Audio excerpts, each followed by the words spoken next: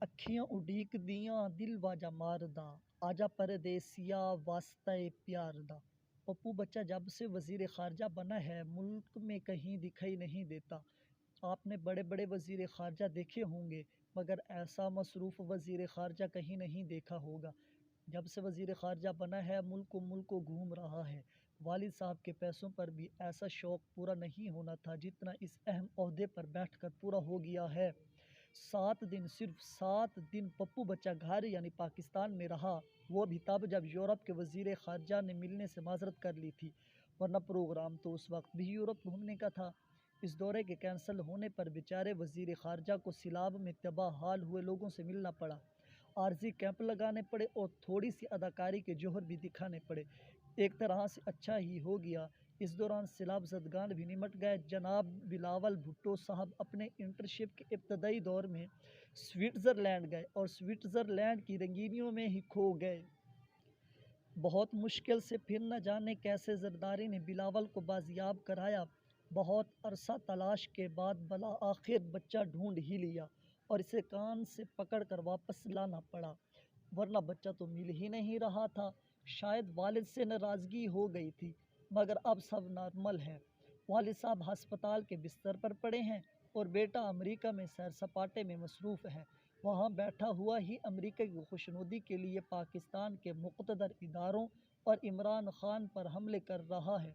ख़ुद को प्रो अमरीकी साबित करने के लिए हर तरह के होचे हथकंडे इस्तेमाल कर रहा है। पाकिस्तानी कह रहे हैं कि बेटा कभी न कभी तूने वापस आना है, फिर तुझे पूछेंगे, मगर बेटा अमेरिका की गोद में बैठकर अंगूठा पी रहा है। इसे लगता है कि अमेरिका को बस इसी की ज़रूरत थी। अमेरिका ना जाने कब से उसकी राह तक रहा था। बज़ाहिर ऐसा ही लग रहा है कि अमेरिका की पूरी आज शुरुआत इसे हासिल हो चुकी है। एक था शहबाज गिल, उसने कुछ ऐसा कहा जिसमें फ़ौजी नौजवानों का मुराल गिरने का अंदेशा था। एक है बिलावल भुट्टो, जिसने इंटरव्यू के दौरान पाक फ़ौज में ग्रुपबंदी की बात की और सारी दुनिया के सामने जाकर, मगर इससे ना तो फ़ौज में गम गुस्सा पैदा हुआ और ना फ़ौज में तकसीम का ख़तरा पैदा हुआ। इसकी एक वजह है और वो वजह है बिलावल ने ज़रदारी से एक फार्मूला सीख लिया है। वो फार्मूला ये है कि अमेरिका और लंदन के आकाओं को खुश रखो। ये लोकल आका बैरूनी आकाओं के सामने दुम मारने की भी जुर्रत नहीं कर सकते। अपने बैरूनी आकाओं को खुश करने के लिए जो मर्ज़ी तुम्हारा दिल चाहता है कर गुज़रो। बिलावल का आका शहबाज गिल के आका से बहुत ज़्यादा ताकतवर है, इसलिए जो सज़ा शहबाज गिल को मिली वो बिलावल को कभी भी नहीं मिलेगी। जरदारी और बिलावल इतने ताकतवर हैं कि हैकर ने भी इनकी किसी भी किस्म की ऑडियो लीक नहीं करनी। वैसे शहबाज शरीफ और बिलावल बिल्लो में एक कदर मुश्तरका है और वो है चापलूसी की क्वालिटी। शहबाज शरीफ को इमरान खान चेरी ब्लॉसम कहते हैं, जबकि बिलावल भी इससे कम नहीं है। इसे लगता है कि उसने अगर एक बार बैरूनी आकाओं को खुश कर दिया तो फिर वो कभी भी पाकिस्तान के इक़्तिदार से बाहर नहीं रहेगा। बैरूनी आका इसको कभी भी ईमान से बाहर नहीं रहने देंगे, बल्कि वो इनकी कठपुतली के तौर पर ईवान में इक़्तिदार में मौजूद रहेगा। उनका ऐसा मोहरा बन कर रहेगा जिसे वो जैसे भी चाहें इस्तेमाल कर सकेंगे।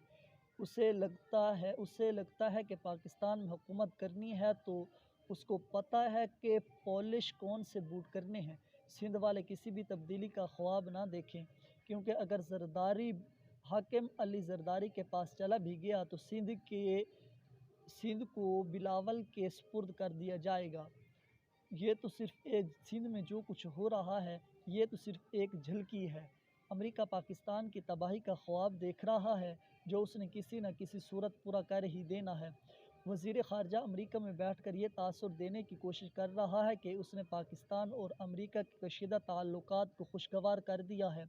ये तो वक्त ही बताएगा कि अमेरिका पाकिस्तान को क्या देगा और ताल्लुकात कितने ठीक होंगे। दरअसल बिलावल इसलिए खुश है कि उसने अमेरिका के सामने अपने नंबर पक्के कर लिए हैं। अमेरिकी ओहदेदारान बिलावल से काफ़ी खुश दिखाई देते हैं। बिलावल भी समझता है कि अब अमेरिकियों का इसके सर पर हाथ आ गया है। अब अब्बा रहे न रहे कोई फ़र्क नहीं पड़ता। अब्बा ने हुकूमत में रहने के सारे गुर सिखा दिए हैं। अब इसे पाकिस्तान का वज़ीर आज़म बनने से कोई नहीं रोक सकता। पाकिस्तान के फार्मर वज़ीर ख़ारजा तजर्बाकार थे। उन्होंने ज़माने की नफ्स पर हाथ रखे हुए थे। जनाब बिलावल भुट्टो साहब को जुमा 8 दिन हुए कलमबंद संभालने को। ये अमेरिका की चापलूसी में बहुत हद तक आगे निकल चुके हैं। अल्लाह ताला पाकिस्तान को नज़र बद से बचाए। Thanks for watching. अल्लाह हाफ़िज़।